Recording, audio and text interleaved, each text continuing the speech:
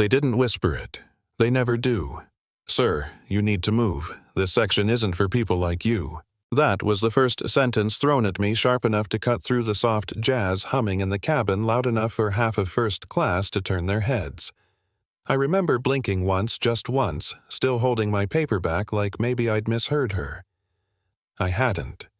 She stood there in the aisle designer heels planted like she owned the aircraft. Silk scarf. Perfect, chin lifted. Confidence borrowed from money and a lifetime of being obeyed. Seat 1A. My seat. Paid for. Confirmed. Printed on my boarding pass. "I'm sorry," I said calmly. "This is my assigned seat." She laughed, not amused, more like offended that I'd dared respond. "No, it isn't. My husband and I always sit together. You can take whatever seat they give you in the back." She waved her boarding pass near my face like proof of authority. "I'll even give you a few $100 for the inconvenience." A few people shifted uncomfortably. Someone coughed.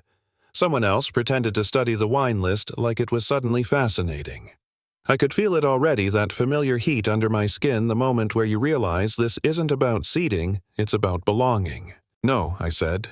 "Just that. One word." That's when her smile disappeared. She slapped the call button like it owed her money, told the flight attendant she felt unsafe, said I was being aggressive.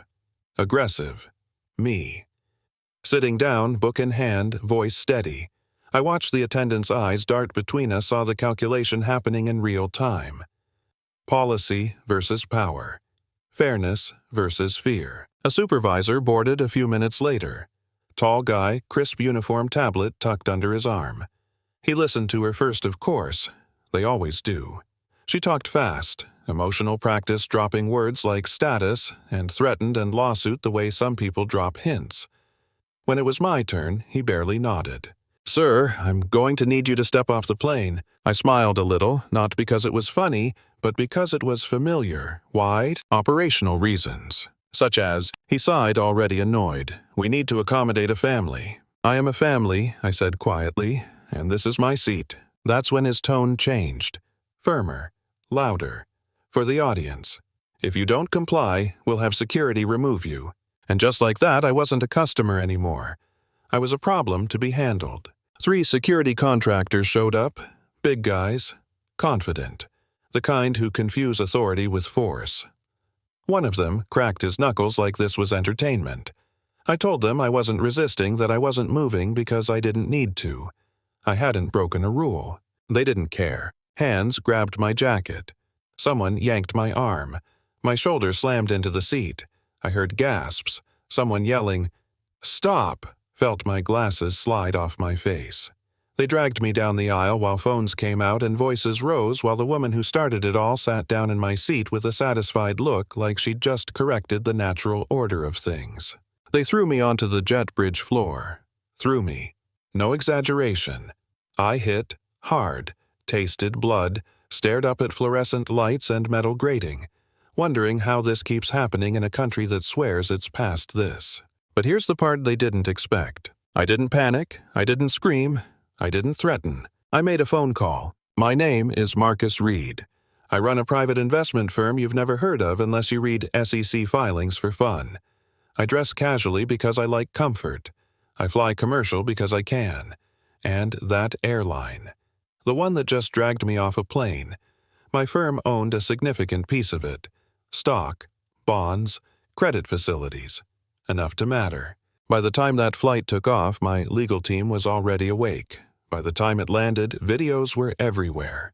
Passengers filmed everything. A doctor on board documented my injuries. A junior employee leaked internal footage they didn't know was being recorded. Monday morning was brutal. Shares fell like a stone. Analysts panicked. The board scrambled.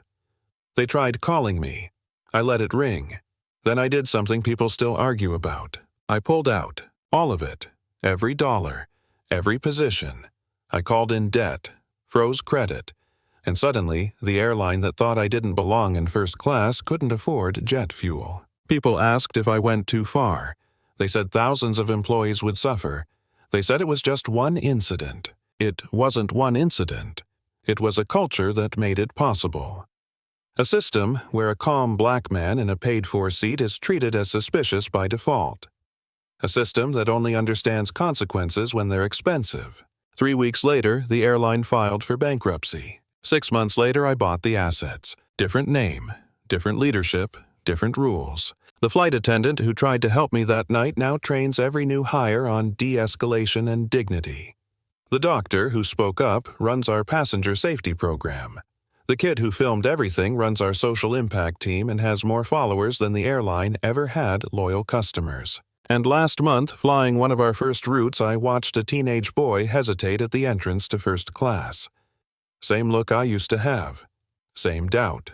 The attendant smiled and said, "You're in the right place." The kid relaxed, sat down, belonged. That's the ending people don't expect. Not revenge, not rage, repair. But I know this story makes people uncomfortable. Some think I destroyed too much. Others think I didn't go far enough. And that's why I'm telling it. So let me ask you this.